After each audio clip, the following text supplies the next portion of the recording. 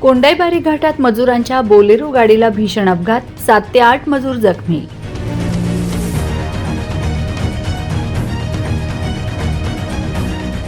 साक्री तालुक्यातील निजामपूर येथून गुजरातकडे मजूर घेऊन जाणाऱ्या बोलेरो गाडीला कोंडाईबारी घाटात अपघात झाला.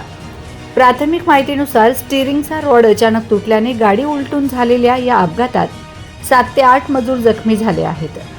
सुदैवाने या मोठ्या अपघातात कोणतीही जीवितहानी झालेली नाही. मिळालेल्या माहितीनुसार बोलेरो गाडी क्रमांक MH06 BE 3640 साक्री तालुक्यातील निजामपूर येथून मजुरांना घेऊन गुजरात राज्यातील बडोदा येथे जात होता. कोंडाईबारी घाटातून प्रवास करत असताना अचानक गाडीचा स्टीअरिंग रॉड तुटला. यामुळे चालकाचे नियंत्रण सुटले आणि गाडी रस्त्यावरच पलटी झाली. अपघात होताच पानबारा गावातील गावकऱ्यांनी प्रसंगावधान राखत मदतीसाठी धाव घेतली.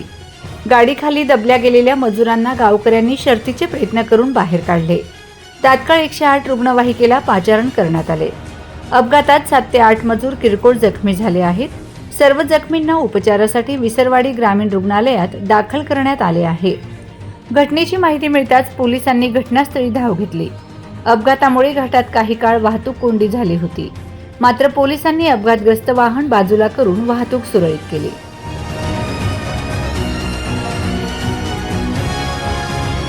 इथं चढाव आहे, पण इथं आहे ना ते खड्डा आल्यामुळे ना बॉलजॅन